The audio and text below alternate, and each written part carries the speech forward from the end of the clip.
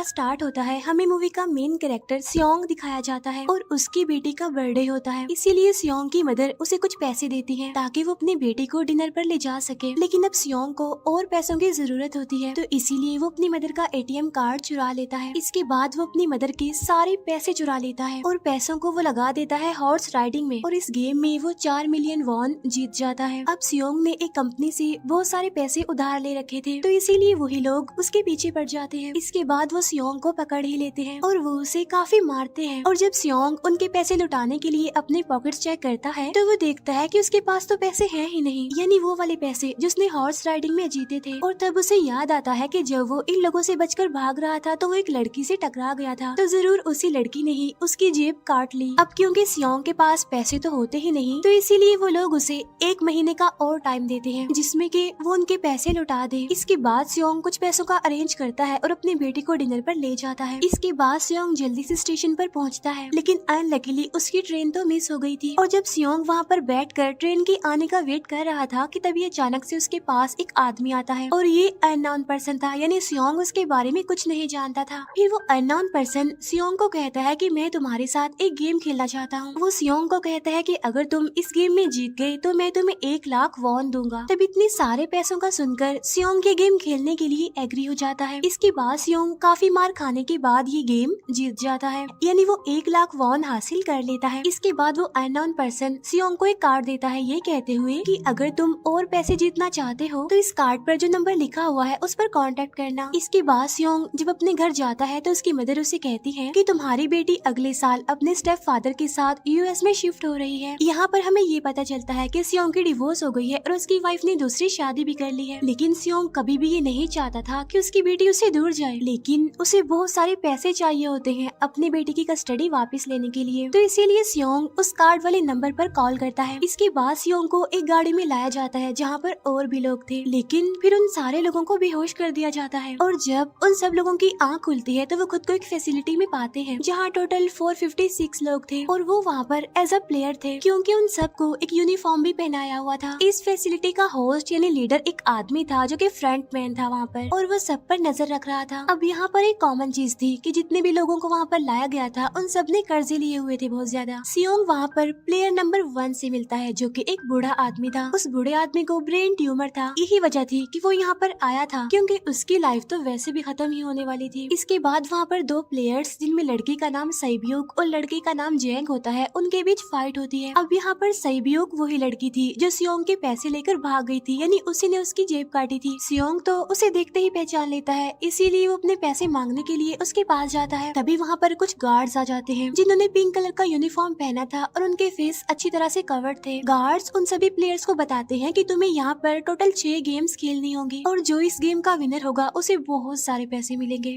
इसके बाद उन सबसे एक कॉन्ट्रैक्ट पर साइन करवाया जाता है और इस कॉन्ट्रैक्ट के 3 मेन रूल्स थे। पहला रूल ये कि कोई भी प्लेयर अपनी मर्जी से गेम को छोड़कर नहीं जा सकता। दूसरा रूल ये होता है कि जो भी प्लेयर खेलने से मना करेगा तो उस प्लेयर को एलिमिनेट कर दिया जाएगा, और उनके मुताबिक एलिमिनेट का मतलब क्या था ये तो हम आगे ही जानेंगे। गेम का तीसरा रूल ये था कि अगर मेजोरिटी इस गेम को खेलना नहीं चाहती तो वो इस गेम को छोड़कर जा सकते हैं। इसके बाद उन सबको गेम के लिए ले जाया जाता है। अब यहाँ पर सियोंग अपने क्लासमेट सेंगवू से भी मिलता है जो कि उसे बचपन से जानता था। सियोंग उसे वहाँ पर देखकर काफी हैरान होता है क्योंकि वो तो किसी बिजनेस के लिए आउट ऑफ कंट्री चला गया था। अब पहले गेम के लिए वहाँ पर एक काफी बड़ी डॉल थी और इस गेम का रूल काफी सिंपल था, और वो ये था कि डॉल जब भी गाना गाएगी उन सबको आगे बढ़ना है, और जैसे ही वो गाना गाना बंद करेगी तो उन सबको रुक जाना है और मूव नहीं करना है, और अगर कोई हिल गया तो उसे एलिमिनेट कर दिया जाएगा। अब स्टार्टिंग में तो ये सब कुछ उन्हें किसी प्रैंक की तरह लग रहा था, लेकिन जब एक लड़का हिल जाता है तो उसे शूट करके मार दिया जाता है, और यही होता है एलिमिनेट का मतलब, यानी उन्हें मार दिया जाएगा। अब ये देखकर वो सारे लोग काफी घबरा जाते हैं और उन्हें पता चल चुका था कि वो खतरे में है, इसीलिए लोग डरते हुए पैनिक करते हुए इधर उधर भागने लगते हैं।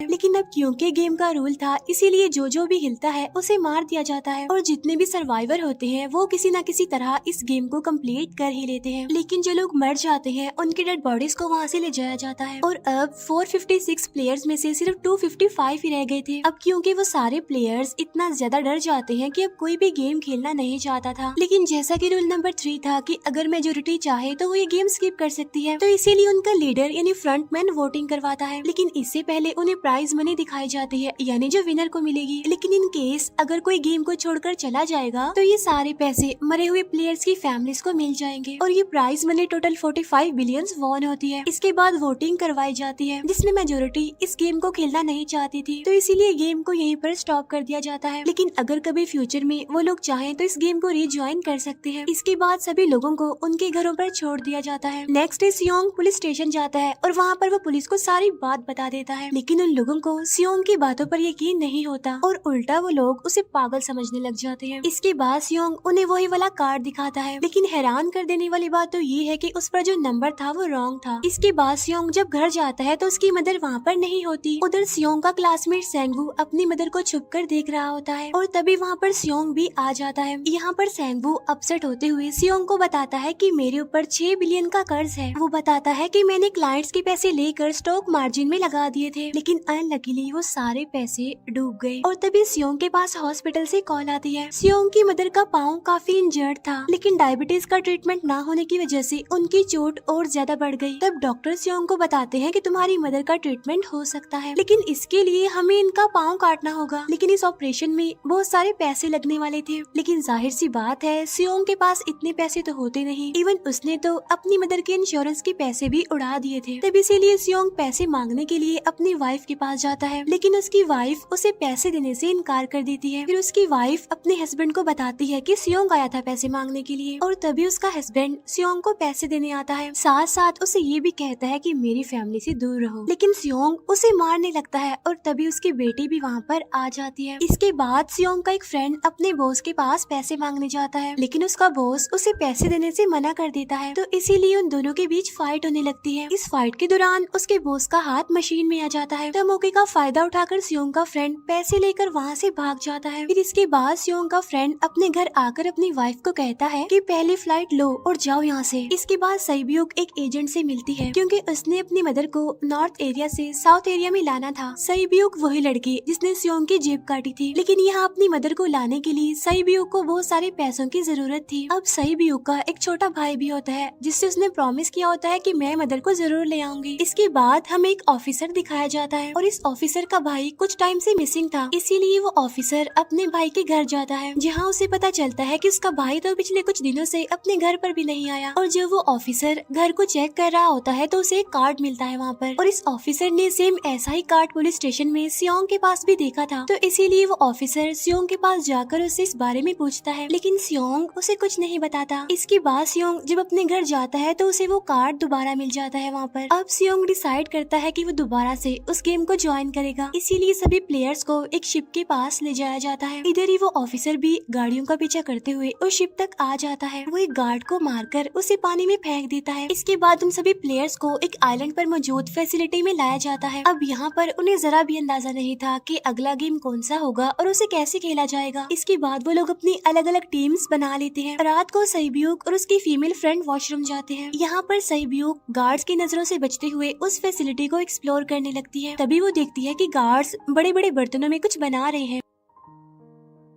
लेकिन अब क्योंकि गार्ड्स को शक हो जाता है तो ये गार्ड वॉशरूम्स को चेक करने के लिए आता है, लेकिन तब तक सईब्यूक वापस आ चुकी थी। इसके बाद सईब्यूक अपनी फीमेल फ्रेंड को सारी बात बता देती है जो उसने देखा था, लेकिन यहाँ पर सेंगवू उन दोनों की बातें सुन लेता है और वो इस बारे में सईब्यूक से पूछता है, जिस पर सईब्यूक बताती है कि वो बड़े बड़े बर्तनों में कुछ पका रहे थे। इसके बाद उन सभी प्लेयर्स को प्ले ग्राउंड में लाया जाता है, जहाँ पर उनके सामने 4 शेप्स थी। 4 शेप्स में से उन्होंने किसी एक शेप को चूज करना था। अब यहाँ पर सेंगवू को पता चल जाता है कि गेम क्या है और क्या करना है हमें। सेंगवू सियोंग को बताता है कि सबने अलग अलग शेप्स को चुनना है। इसके बाद उन सभी को एक छोटा सा बर्तन दिया जाता है जिसमें की शेप्स बनी होती हैं। अब गेम उनकी ये होती है कि उन्होंने किसी तरह उस शेप को बाहर निकालना है बगैर डैमेज किए, लेकिन अगर शेप जरा से भी खराब हो गई तो उन्हें एलिमिनेट कर दिया जाएगा, यानी मार दिया जाएगा। अब यहाँ पर सेंगवू तो इजिली उस शेप को निकाल लेता है, लेकिन सियोंग इतना ज्यादा घबरा जाता है कि उसकी हालत खराब होने लगती है, लेकिन फिर वो किसी न किसी तरह करके इस गेम को भी जीत लेता लेता है। इसके बाद उन सबको वापस से रूम में लाया जाता है। अब यहाँ पर 187 प्लेयर्स वापस आए थे, जिनमें से अब सिर्फ 108 ही रह गए थे। इसके बाद उन सबको खाने के लिए ले जाया जाता है, लेकिन खाने की वजह से जैंग की एक लड़के से फाइट हो जाती है, जहाँ पर जैंग उस लड़के को इतना ज्यादा मारता है कि वो मौके पर ही मर जाता है। इधर ही हम देखते हैं कि उन प्लेयर्स में से एक डॉक्टर होता है जो गार्ड्स के साथ मिलकर मरे हुए लोगों के ऑर्गन्स निकाल कर उन्हें चाइनीज को बेचने का काम करता है। इसीलिए जब भी डेड बॉडीज को ले जाया जाता है तो वो डेड बॉडीज को गायब कर लेते हैं, क्योंकि ये सब कुछ एक प्लान के अकॉर्डिंग चल रहा था, क्योंकि ये सारा कुछ फ्रंट मैन से छुप कर हो रहा था। यही वजह थी कि कंट्रोल रूम में भी उन्होंने अपना ही एक आदमी बिठाया हुआ था जो कि उन लोगों की सारी वीडियो फुटेज डिलीट कर देता था, और गार्ड्स तो डॉक्टर को गेम के बारे में पहले ही बता देते थे ताकि वो सरवाइव कर सके। यहाँ पर एक गार्ड उसी प्लेयर डॉक्टर को बताता है कि आज हमने प्लेयर्स को जानबूझकर खाना कम दिया है ताकि वो आपस में लड़ने लगे, जिससे होगा ये कि सारे वीक प्लेयर्स गेम से आउट हो जाएंगे। साथ ही गार्ड डॉक्टर को अपनी अगली गेम के बारे में बता देता है। अब 30 मिनट के बाद वहाँ पर लाइट्स ऑफ होने वाली थी। अब यहाँ पर सैंगवू को पता था कि सियोंग की टीम जरूर कोई उल्टा काम करेगी, इसीलिए वो उस टीम को अपने पास बुलाकर उन्हें रिलैक्स रहने के लिए कहता है। उधर वो जो डॉक्टर प्लेयर होता है वो जैंग की टीम में शामिल हो जाता है। यहाँ पर डॉक्टर जैंग को बता देता है कि अगला गेम क्या होने वाला है। इसके बाद लाइट्स ऑफ हो जाती है और जैंग अपनी टीम के साथ मिलकर बाकी सभी को मारने लगता है। जैंग एक लड़की को मारकर सईब्यू को मारने जाता है, लेकिन तभी सियोंग उसे बचा लेता है। इसके बाद गार्ड्स वहाँ पर आकर उन सभी को रोक लेते हैं और अब टोटल 80 लोग रह गए थे। इसके बाद उन सभी को तीसरे गेम के लिए ले जाया जाता है और यहाँ पर उन्हें 10-10 प्लेयर्स की एक टीम बनाने के लिए कहा जाता है, और वो लोग ऐसा ही करते हैं, अपनी अपनी टीम बना लेते हैं। अब क्योंकि जैंग को अगली गेम के बारे में पहले ही पता होता है, इसीलिए वो सईब्यू की फीमेल फ्रेंड को अपनी टीम में नहीं रखता और वो अपनी टीम में सिर्फ मर्दों को ही रखता है। इसके बाद सैंगवू भी अपनी एक टीम बना लेता है। अब क्योंकि उन्हें एक प्लेयर की जरूरत थी तो इसीलिए सईब्यू की फीमेल फ्रेंड उनके टीम में शामिल हो जाती है, और ये गेम असल में टग ऑफ वॉर का होता है, यानी उन्होंने अपने सामने वाली टीम को नीचे गिराना था। इसके बाद गेम स्टार्ट हो जाती है और जैंग की गेम बड़ी आसानी से इस गेम को जीत लेती है। इसके बाद बारी होती है सैंगवू की टीम की। तब प्लेयर नंबर 1 यानी वो बूढ़ा आदमी कहता है कि मैंने अपनी जिंदगी में बहुत सारी टग ऑफ वॉर्स खेल रखी है, इसीलिए उन सबको गाइड करता है कि इस गेम को कैसे जीतना है।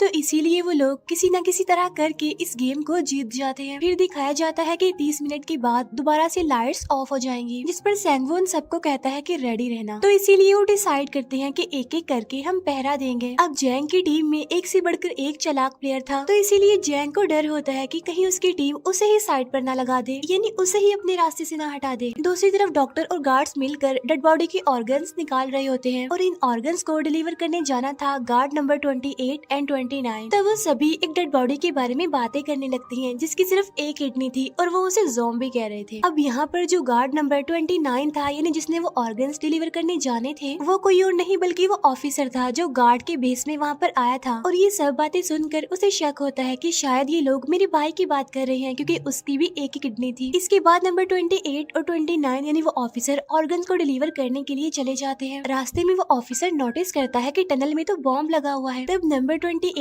उसे बताता है कि जब हम यहाँ से बाहर निकलेंगे तो इस जगह को ब्लास्ट कर दिया जाएगा। अब यहाँ पर वो ऑफिसर नंबर 28 से और इन्फॉर्मेशन लेने की कोशिश करता है, इसीलिए नंबर 28 को उस पर डाउट होने लगता है, इसीलिए वो उस ऑफिसर को अपना फेस दिखाने के लिए कहता है। अब यहाँ पर वो ऑफिसर अपना फेस भी दिखा देता है, साथ साथ वो नंबर 28 पर गन पॉइंट भी कर देता है। साथ साथ वो ऑफिसर उससे एक किडनी वाले आदमी के बारे में पूछता है कि वो कौन है जिसे तुम ज़ॉम्बी कहते थे, जिस पर वो नंबर 28 उससे कहता है कि वो तो एक लड़की थी। अब यहाँ पर नंबर 28 उस ऑफिसर को कहता है कि तुम लीडर के रूम में जाकर सारी इन्फॉर्मेशन देख सकते हो, वहाँ पर सबका डाटा है। ये जानने के बाद वो ऑफिसर नंबर 28 को मार डालता है। उधर वो डॉक्टर गार्ड से अगली गेम के बारे में पूछता है, लेकिन इस बार गार्ड्स को भी अगली गेम के बारे में पता नहीं होता। तब इसीलिए डॉक्टर को गुस्सा आ जाता है और वो एक गार्ड को पकड़ लेता है और उनकी फाइट होने लगती है। इसी फाइट में डॉक्टर उस गार्ड को मार कर वहाँ से भाग जाता है। इसके बाद एक गार्ड भी उसका पीछा करता है और वो दोनों प्लेग्राउंड में आ जाते हैं। यहाँ पर गार्ड डॉक्टर को अपनी बातों में फंसा कर उसे मारने वाला होता है, लेकिन तभी लीडर यानी फ्रंटमैन आकर उसे मार डालता है और बाद में वो उस डॉक्टर को भी मार डालते हैं। साथ साथ इन्हें वहीं पर नंबर 28 की डेड बॉडी भी मिल जाती है, जिससे इन्हें ये पता चल जाता है कि फैसिलिटी में कोई घुस गया है। उधर वो ऑफिसर लीडर यानी फ्रंटमैन के रूम तक पहुंच जाता है। तब वो चेक करते करते एक ऐसे रूम में जाता है जहाँ पर सबके रिकॉर्ड्स थे, और जब वो ऑफिसर रिकॉर्ड चेक कर रहा होता है तो उसे सभी विनर्स की एक लिस्ट मिलती है, जिसमें उसके भाई का भी नाम था, यानी वो भी कभी विनर था। उधर सभी प्लेयर्स को फोर्थ गेम के लिए ले जाया जाता है, जहाँ पर उन सबको अपना अपना पार्टनर चुनने के लिए कहा जाता है और वो प्लेयर्स करते भी ऐसा ही है, अपना अपना पार्टनर चुन लेते हैं। सहीब्यूक की फीमेल फ्रेंड भी अपना पार्टनर ढूंढने की कोशिश करती है, लेकिन कोई भी उसका पार्टनर बनने को तैयार ही नहीं था। इसके बाद सभी प्लेयर्स को 10-10 मार्बल्स दिए जाते हैं। असल में ये गेम ऐसी होती है कि एक प्लेयर को अपने पार्टनर से सारे मार्बल्स लेने होते हैं बगैर कोई जोर जबरदस्ती किए, और जो दूसरा पर्सन होगा यानी जिसके पास मार्बल्स नहीं होंगे उसे मार दिया जाएगा। फिर सैंगवू और सियोंग का फ्रेंड ऑड और इवन का गेम खेलते हैं, जिसमें कि उन्होंने गेस करना था कि सामने वाले के हाथ में कितने मार्बल्स हैं। अब यहाँ पर सियोंग का फ्रेंड सैंगवू के सारे मार्बल्स जीत जाता है, जिसकी वजह से लास्ट में सैंगवू के पास सिर्फ एक ही मार्बल बचता है। अब क्योंकि सैंगवू को पता चल चुका था कि अब वो बच नहीं पाएगा, इसीलिए वो सियोंग के फ्रेंड को अपनी बातों में फंसा कर उसे ये यकीन दिलाता है कि अगर हम में से कोई भी हार गया तो हारे हुए लोगों का मैच दोबारा करवाया जाएगा। अब यहाँ पर सैंगवू धोखे से सियोंग के फ्रेंड के सारे मार्बल्स चेंज कर देता है। इसके बाद सैंगवू मार्बल्स लेकर गार्ड को दे देता है और वहाँ से बाहर चला जाता है। और जब सियोंग का फ्रेंड मार्बल्स चेक करता है तो वहाँ पर पत्थर होते हैं। उधर प्लेयर नंबर 1 यानी उस बूढ़े आदमी की हालत खराब हो रही थी, इसीलिए वो तो इधर उधर घूम रहा था, लेकिन सियोंग किसी तरह उसे खेलने के लिए एग्री कर लेता है। अब यहाँ पर वो दोनों यानी वो बूढ़ा आदमी और सियोंग भी इवन ऑड खेलते हैं। अब इनमें से वो बूढ़ा आदमी सियोंग के सारे मार्बल्स जीत जाता है, लेकिन लास्ट राउंड में वो बूढ़ा आदमी भूल जाता है कि उसने क्या चूज किया था। तो यहाँ पर सियोंग उसे बातों में फंसा कर उसके सारे मार्बल्स ले लेता है, लेकिन यकीन मानिए कि वो बूढ़ा आदमी काफी चालाक था। उसने एक मार्बल अपने पास ही रखा हुआ था और वो दोबारा से इधर उधर घूमने लगता है। अब यहाँ पर सियोंग उसे रिक्वेस्ट करता है कि प्लीज मेरे साथ एक और गेम खेलो ना। तब यहाँ पर वो बूढ़ा आदमी कहता है कि मुझे पता है कि तुमने सारे मार्बल्स धोखे से लिए हैं मुझसे। वो कहता है कि मुझे सब पता था, बस मैं पागल बनने की एक्टिंग कर रहा था। तभी सुनकर सियोंग को उस पर तरस आ जाता है और वो उसे ही सारे मार्बल्स दे देता है। उसके बाद सहीब्यूक और उसकी फीमेल फ्रेंड भी गेम खेल रहे होते हैं। उनकी गेम ये होती है कि जो मार्बल्स को दीवार के ज्यादा करीब फेंकेगा वो ही जीतेगा। पहले सहीब्यूक अपने मार्बल्स फेंकती है, लेकिन जब सहीब्यूक की फ्रेंड की बारी आती है तो वो अपने सारे मार्बल्स फेंक देती है। लेकिन जब सहीब्यूक ये देख लेती है तो वो अपने फ्रेंड को दोबारा फेंकने के लिए कहती है, जिस पर उसकी फ्रेंड कहती है कि नहीं सहीब्यूक, मैं बिल्कुल अकेली हूँ, मेरे पीछे तो कोई भी नहीं है, लेकिन अगर तुम्हें कुछ हो गया तो ये अच्छी बात नहीं है, तुम्हारे पीछे तुम्हारा छोटा भाई है, तुम्हारा वेट कर रहा है वो। और इसी वजह से सहीब्यूक की फ्रेंड को मार दिया जाता है। इसके बाद उन सबकी डेड बॉडीज को वहाँ से ले जाया जाता है। इसके बाद वो सब वापिस से रूम में आ जाते हैं। यहाँ पर जैंग देखता है कि सहीब्यूक की वो वाली फ्रेंड तो अभी तक जिंदा है, जो कि बड़ी आराम से बैठी हुई थी। अब यहाँ पर हमें पता चलता है कि सहीब्यूक की ये वाली फ्रेंड जैंग की भी फ्रेंड थी, लेकिन अब क्योंकि उन दोनों के बीच किसी बात को लेकर क्लैश चल रहा था तो इसीलिए जैंग की वो फ्रेंड उसे बुली करने लगती है। इसके बाद फ्रंटमैन को एक डेड बॉडी के पास उस ऑफिसर का आईडी कार्ड मिल जाता है। तभी फ्रंटमैन को पता चलता है कि उसके सारे वीआईपीज आ चुके हैं, तो इसीलिए फ्रंटमैन उन्हें लेने के लिए चला जाता है। फिर सारे वीआईपीज को उनके रूम में लाया जाता है। इसके बाद फ्रंटमैन वीआईपीज के आने के बारे में एक और आदमी को जाकर बताता है और यही आदमी मेन होता है। और ये कौन होता है हम ये आगे जानेंगे। फिर नेक्स्ट डे उन सबको 5वें गेम के लिए लाया जाता है, जहाँ पर 1 से लेकर 16 तक नंबर पड़े होते हैं और वो सभी प्लेयर्स अपना अपना नंबर ले लेते हैं। नंबर का मतलब ये था कि जो नंबर भी एक प्लेयर पर आएगा उसके मुताबिक ही उसकी बारी आएगी। अब यहाँ पर लास्ट में पहला और आखिरी नंबर रह जाता है, यानी 1 और 16। तो यहाँ पर सियोंग कंफ्यूज हो जाता है कि उसे कौन सा नंबर चूज करना चाहिए। अगर उसने पहला नंबर लिया तो वो फंसेगा और मरेगा, क्योंकि उसे नहीं पता कि गेम क्या है। और अगर लास्ट नंबर लेगा तो क्या पता उसकी बारी ही ना आए, टाइम कम रह जाए। और तभी वहाँ पर एक आदमी आ जाता है और वो सियोंग को कहता है कि मुझे पहला नंबर चाहिए, क्योंकि मैं अपनी जिंदगी में कभी भी फर्स्ट नंबर पर नहीं आया। फिर इसके बाद उन्हें गेमिंग रूम में लाया जाता है। अब इस गेम का रूल ये होता है कि दिए हुए टाइम में उन्हें ब्रिज की दूसरी साइड पर जाना है। अब इसके बीच में 2 तरह के ग्लास लगे होते हैं, एक तो होता है आम ग्लास और एक होता है टेम्पर्ड ग्लास। आम ग्लास पर पाँव रखते ही वो टूट जाएगा और वो लोग नीचे गिर जाएंगे। इसके बाद गेम स्टार्ट हो जाता है और वो लोग एक एक करके मरने लगते हैं। फिर एक टाइम ऐसा आता है जब जैंग सबके सामने होता है और वो आगे ही नहीं बढ़ रहा होता। अब उनके पास एक ही रास्ता था, या तो वो आगे जाए या सारे ही मर जाएं। और तभी जैंग के सामने उसकी वही फ्रेंड आ जाती है जो उसे बुली कर रही थी और वो जैंग को कहती है कि मैंने तुम्हें कहा था कि जिस दिन तुमने मुझे धोखा दिया मैं तुम्हें मार दूंगी। इसके बाद वो जैंग को पकड़ लेती है और उसे लेकर नीचे कूद जाती है, जिसकी वजह से उन दोनों की मौत हो जाती है। अब वहाँ पर एक आदमी था जो कि ग्लास कंपनी में काम करता था और उसे पता था कि टेम्पर्ड ग्लास कौन सा है, लेकिन जब फ्रंटमैन को इस बात का पता चल जाता है तो वो लाइट्स ऑफ करवा देता है ताकि वो ग्लास को पहचान ही ना पाए। अब लास्ट में एक ही स्टेप बचता है और उनके पास तो टाइम ही नहीं था, इसीलिए सैंगवू उस आदमी को धक्का दे देता है। तो यहाँ पर सैंगवू सियोंग और सईब्यूक ब्रिज को पार कर लेते हैं, लेकिन ग्लास टूटने की वजह से उन्हें काफी चोट लग जाती है, खास तौर पर सईब्यूक को। उधर उस ऑफिसर ने एक सर्वेंट को मारकर उसकी जगह खुद ले ली थी। अब एक वीआईपी को उस ऑफिसर पर शक होता है और वो उसे कहता है कि अपना मास्क रिमूव करो, लेकिन वो ऑफिसर कहता है कि ठीक है, लेकिन मैं अंदर जाकर अपना मास्क रिमूव करूंगा। इसके बाद वो ऑफिसर उस वीआईपी को लेकर अंदर चला जाता है। अंदर जाकर वो ऑफिसर उस वीआईपी को बेहोश कर देता है और इस बात का पता फ्रंट मैन को चल जाता है। इसीलिए फ्रंट मैन उसके पीछे जाता है और वो उस ऑफिसर को देख लेता है। इसीलिए वो ऑफिसर वहाँ से भागकर आइलैंड पर आ जाता है। फ्रंट मैन भी उसका पीछा करते हुए वहाँ पर आ जाता है। अब यहाँ पर वो ऑफिसर अपने सीनियर्स को कॉल करने की कोशिश करता है, लेकिन कॉल कट हो जाती है। फिर वो ऑफिसर उन्हें सारे सबूत भेजता है, लेकिन वहाँ पर नेटवर्क नहीं था। इसके बाद फ्रंट मैन ऑफिसर को पकड़ लेता है और उसे उनके साथ चलने के लिए कहता है, लेकिन वो ऑफिसर तो उस फ्रंट मैन पर गोली चला देता है। इसके बाद फ्रंट मैन अपना मास्क उतार देता है, तो वो ऑफिसर देखता है कि वहाँ पर कोई और नहीं बल्कि उसका अपना भाई है वो। इसके बाद ऑफिसर का भाई यानी फ्रंट मैन उसे शूट कर देता है और वो जाकर पानी में गिरता है। उधर ग्लास लगने की वजह से सईब्यूक काफी इंजर्ड हो गई थी और उसका बहुत सारा खून भी बह रहा होता है। इसके बाद तीनों सर्वाइवर्स को डिनर के लिए ले जाया जाता है और उनके पास एक एक नाइफ भी रख दिया जाता है, मतलब रात में उन तीनों में से कोई भी एक दूसरे को मार देगा। तभी सियोंग नोटिस करता है कि सईब्यूक की हालत काफी खराब है, इसीलिए वो सईब्यूक को कहता है कि फिक्र मत करो, हम दोनों साथ हैं और इस गेम में हम दोनों मिलकर सेंगवू को हरा देंगे। इसके बाद हम दोनों यहाँ से बाहर निकल जाएंगे और पैसों को आधा आधा डिवाइड कर लेंगे। सईब्यूक उसे बताती है कि मेरा एक छोटा भाई है जिसे मैं ऑर्फनेज में छोड़कर आई हूँ और अगर हम दोनों में से कोई भी जिंदा बचकर बाहर जाएगा तो उसे उन दोनों की फैमिलीज का ख्याल रखना होगा। अब सईब्यूक की हालत काफी खराब थी, उसे डॉक्टर की जरूरत थी, इसीलिए सियोंग कोई मदद लाने के लिए जाता है, लेकिन जब तक वो वापस आता है तब तक सेंगवू सईब्यूक को मार चुका था। फिर नेक्स्ट डे उन दोनों को गेम नंबर 6 यानी लास्ट गेम के लिए ले जाया जाता है। गेम का रूल बड़ा ही सिंपल था कि मार दो या मर जाओ और इस गेम का नाम होता है स्क्विड गेम। इसके बाद गेम स्टार्ट हो जाती है और उन दोनों के बीच काफी फाइट होती है, लेकिन लास्ट में सेंगवू की हालत खराब होने लगती है। तभी सियोंग कहता है कि मैं इस गेम को रोकना चाहता हूँ और तभी सियोंग सेंगवू को उसके साथ चलने के लिए कहता है, लेकिन सेंगवू तो अपने आप को ही मार डालता है, जिसकी वजह से सियोंग गेम जीत जाता है। फिर फ्रंट मैन सियोंग को कहता है कि तुम बहुत अच्छा खेले, लेकिन मुझे इसकी उम्मीद नहीं थी। इसके बाद सियोंग को उसके घर पर छोड़ दिया जाता है और उसके पास एक एटीएम कार्ड भी था और जब सियोंग उस एटीएम कार्ड को जाकर चेक करता है तो वो दिखता है कि सारे पैसे उसके अकाउंट में भेज दिए जाते हैं। इसके बाद सियोंग अपने घर जाता है, लेकिन तब तक उसकी मदर की डेथ हो जाती है। इसके बाद हमें 1 साल बाद का सीन दिखाया जाता है,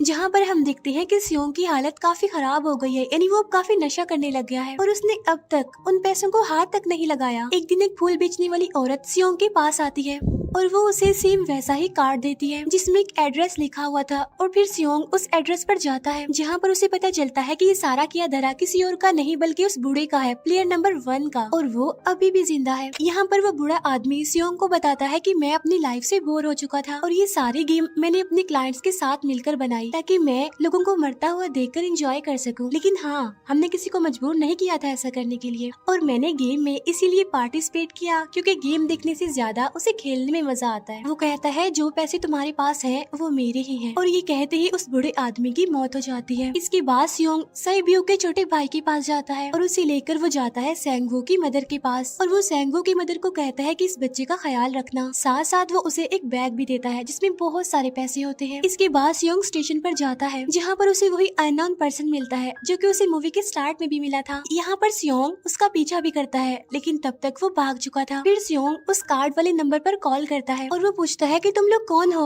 और लोगों के साथ ऐसा क्यों कर रहे हो, क्यों खेल रहे हो लोगों की जिंदगी से। लेकिन आगे से उसे रिस्पॉन्स आता है कि सियोंग अगर तुमने जिंदा बचना है तो प्लेन में चढ़ जाओ और इसी के साथ ही मूवी यहीं पर एंड हो जाती है।